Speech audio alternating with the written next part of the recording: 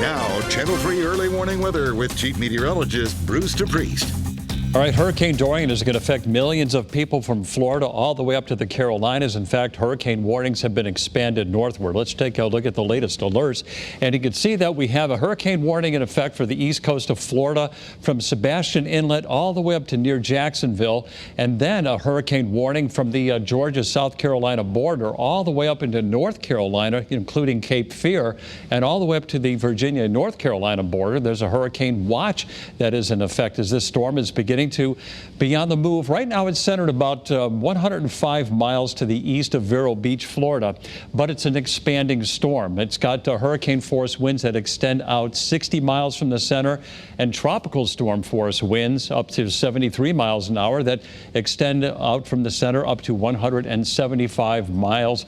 And you know what? This is a growing storm, even though it's weakened a little bit. The fact that it has weakened and is expanding makes it still a very dangerous storm, capable of producing a lot of damage over a large portion of the eastern United States. So here are the hurricane force winds that could brush the Florida coast and then go right up into South Carolina and North Carolina. And then as the storm moves out to sea, as we go through later this week, it's going to take the hurricane force winds with it. Here's one model that we take a look at when tracking hurricanes. It's the European model, and this is the forecast Thursday, 8 a.m. Very close to the coast of Georgia and South Carolina. The European model actually has landfall going up over the outer banks of North Carolina as we go into the day on Friday, as still a very powerful and a very large storm.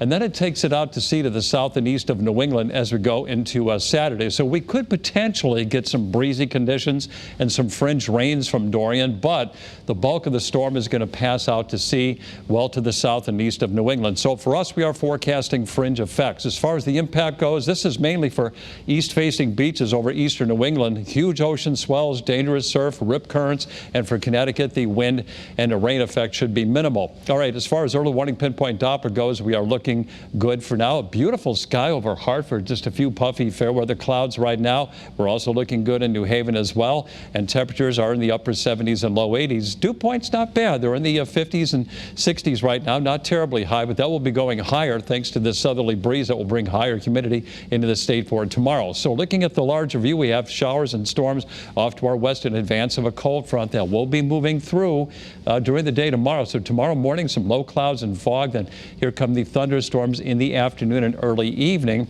That's futurecast around 5 p.m. Some of these storms could potentially be strong to perhaps severe in a few spots. So lows tonight, 58 to 65, highs tomorrow in the 80s and humid. Here's your 7-day forecast.